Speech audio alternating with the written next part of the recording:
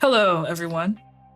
In the world of data science, overfitting to the data is a well-known pitfall in which patterns in a specific sample are generalized to the entire population. Unfortunately, this flaw also occurs in the way we often approach diversity, equity, and inclusion, or DEI. Many DEI theorists take evidence of bias against a particular group and overgeneralize it to the entire population, which leads to crude and inaccurate framings and conclusions, both about the population itself and others deemed to be part of that so-called oppressor class. Indeed, the actual framing of Black Americans and other people of color as oppressed, and of white Americans as the oppressor, is, in fact, evidence of this overfitting. Consider the very real and painful experience of US banks denying mortgages to African Americans on account of our skin color. This is one factor that has led to a disparity in wealth accumulation between African Americans and their white counterparts. But to take this fact and turn it into an axiomatic generalization of what it means to be Black in America is a mistake. As much an error as it would be to reduce the Irish American experience to one of poverty, disease, and slum-like conditions, as was pervasive in the early 1800s.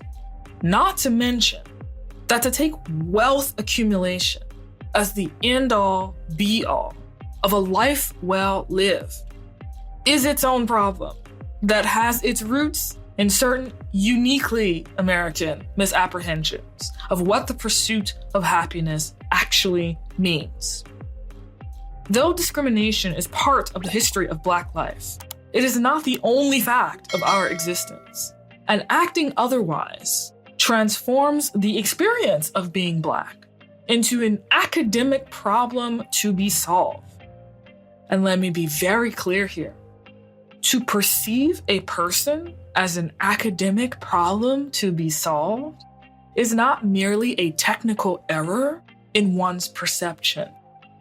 It is fundamentally evil.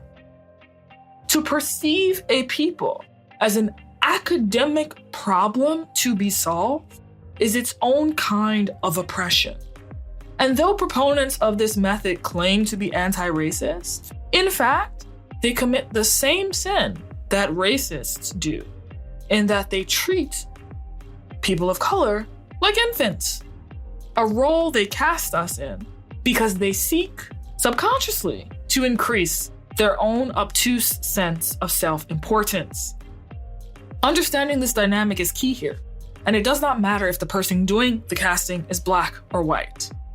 Regardless of their skin color, what is common is that much like the openly avowed supremacists, this person who does this lacks a deep sense of self-worth and overcompensates for this by seeing people of color, such as myself, as an embryonic child whose dependence upon them is proof of their own omnipotence. Now, this may sound very harsh what I'm saying, but actually this is a tragedy.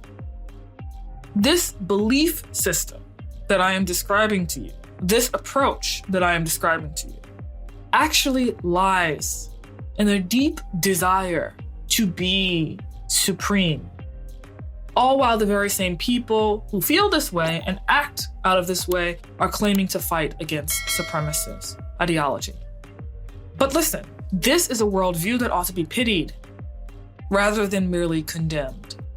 For condemnation will do nothing to solve the existential problem of insecurity, which it seems to mean all of this keeps boiling down to. Isn't that funny? It's an insecurity problem, old as the human condition itself, and true as it was in Baldwin's time as it is now. The often liberal person who confronts the problem of racism in this way turns out to be deeply and profoundly insecure. And as Baldwin pointed out, the proof of this lies in the fact that they can deal with the Black person as a symbol or as a victim, but not as a human being. Truth be told, they can't even deal with themselves as a human being. This is a tragedy.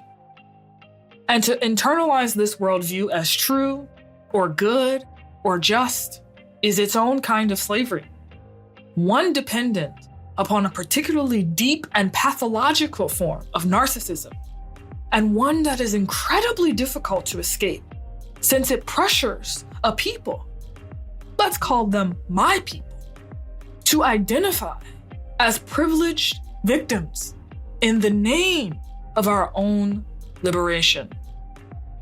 An example from pop culture here may be instructive to demonstrate how this dynamic plays out. So let me try to really hone in on the point.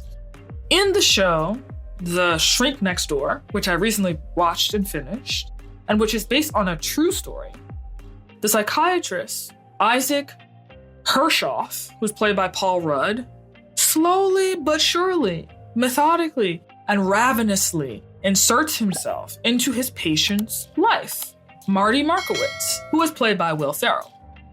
Now, in the beginning of this series, it is clear that Marty is a bit of a man-child in need of assistance from a therapist who can help him navigate the world so that he can go about his life without being crippled by anxiety in the face of the unknown. Very innocent, right? He needs therapy. Very simple. But the psychiatrist that he happens upon is a narcissist, Dr. Ike, a man whose own self-esteem has been damaged due to his absent father who never loved him, and brother who he could never replace in the eyes of his father. And so, as often happens in this broad and sweeping thing known as the human condition, Dr. Ike overcompensates for this by turning Marty into a perpetual victim, one who must depend upon Dr. Ike for his own self-esteem, and who by doing so gives Dr. Ike external validation. And so Ike ingratiates himself into Marty's world, eventually gaslighting and manipulating him into turning his finances, his home, and his entire life over to him. Now, remember, this is a true story. And eventually Marty does wake up to what's actually happening, but it takes him 27 years. Yeah, 27 years. That's 27 years of lost time. Time that could have been spent cultivating a true and meaningful relationship with his nieces and with his sister, the woman who actually, truly, genuinely cared for him, but who was instead shunned and completely shut out for, again, 27 years. What are you, his guard dog? Worse. I'm his sister. Because she dared to question Dr. Ike's authority. Now, for those of you who know narcissists, this probably sounds familiar, but it is precisely the dynamic taking place in so many DEI departments today. And this is a lesson that all of us need to heed, and heed very carefully. In a culture, and this is our culture, that confuses the mass consumption of things for a life well lived, it becomes easy for us to confuse being minimized with being accommodated. But that is exactly what's going on when the Black experience is reduced to a problem to be solved, the very existence of which externally validates the blustering, indignant, narcissistic activist who gets off on fantasies of playing God. This has nothing to do with liberation for Black people. Indeed, it is actually another form of oppression. It is a trap of epic proportions and a great temptation, both for those hearing this siren call and for those singing it, regardless of the skin color of who's partaking. This is what overfitting to the data does. To remind you where we started, it creates a frame problem where the Black experience is reduced to a crude binary that reads something like this: Ready? All Black people everywhere are oppressed because white supremacy culture is pervasive and the very air that we breathe. Now, you may have heard this. You may have seen this. And on its face, this seems like a very innocent statement. Well, people are just trying to help Black people self-actualize. Just as Dr. Ike was simply trying to help Marty self-actualize. Seems innocent enough. After all, there's plenty of historical evidence that systemic racism and discrimination has impacted Black people tremendously, which it has.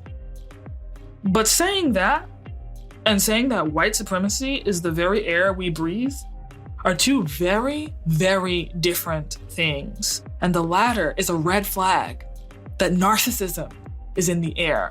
That absolutism, right? The very air that we breathe, red flag. It's another example of a script as old as time. And it's worth training your eye to see it so that you don't fall prey to it. Again, revisiting The Shrink Next Door is instructive here. In episode 6, Dr. Ike tells Marty that not only should he turn over his Hamptons house to him, but to deliberately lie to others about whose house it is so that others won't take advantage of him.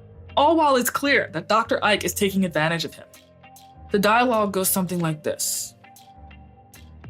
This is what Dr. Ike says to Marty. Do you want people to take advantage of you? Like Debbie did? Like Phyllis did? Kathy? To a certain extent? No, of course not. I didn't think so. You know I'm doing this for you. To protect you. We don't care, but we're looking out for you. I know. This is a bait and switch. It's the same thing that happens when, in The Little Mermaid, Ursula tells Ariel that she can help her get whatever she wants, but only if she signs away her voice. What I want from you is your voice.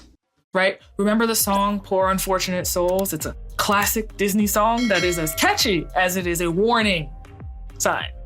As always, the devil is in the details. And the statement about so-called whiteness and white supremacy culture, which on its face appears to be helping Black people, is yet another form of colonization by narcissists, the very mental slavery that Bob Marley taught us to emancipate ourselves from.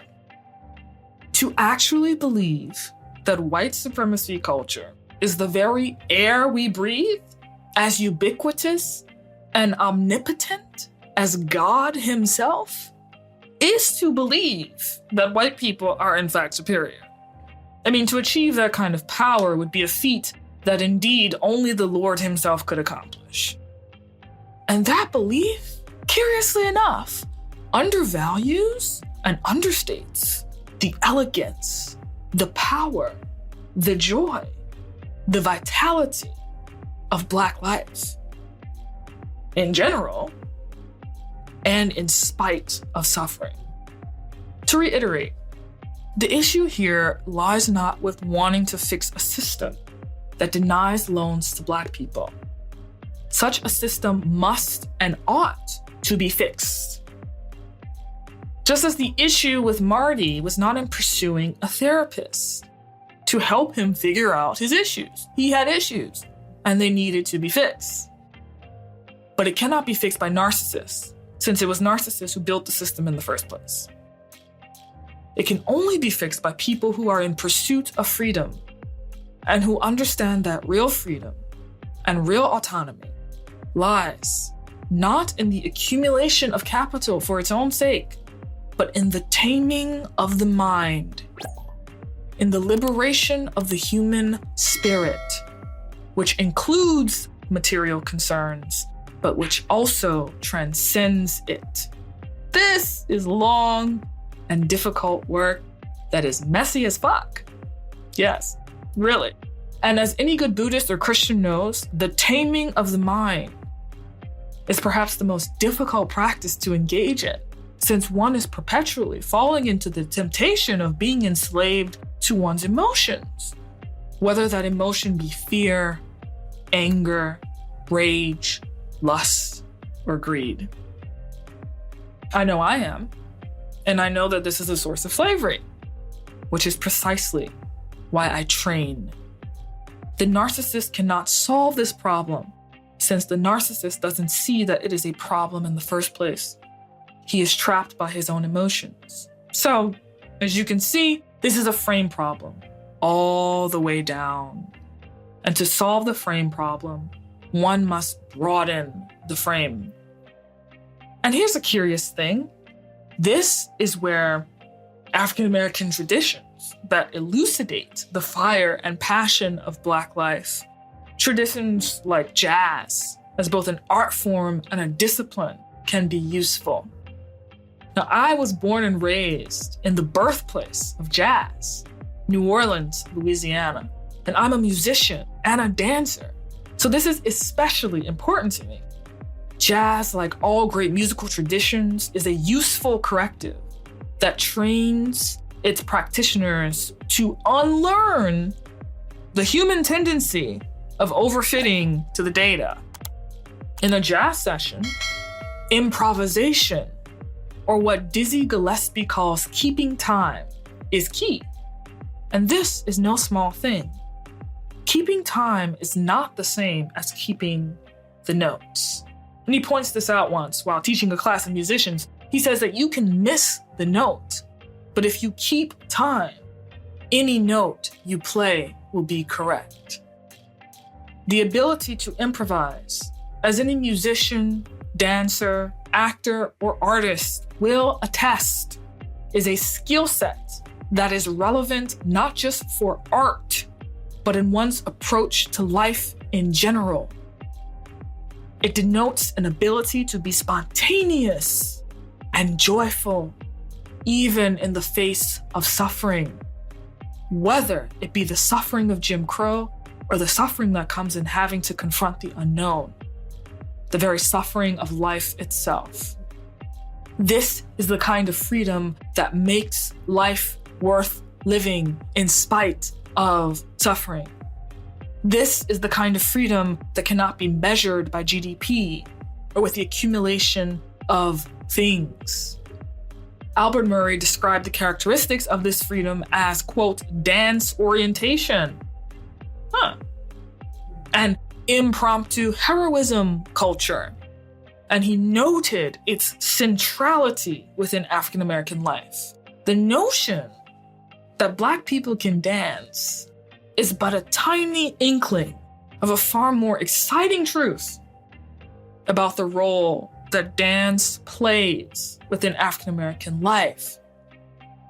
What do I mean by this? Basically, the reason why we can dance has less to do with some genetic predisposition for movement and more to do with a capacity to know in our bones that life is short and full of suffering, but it is also sublime. So sublime that it brings one to tears.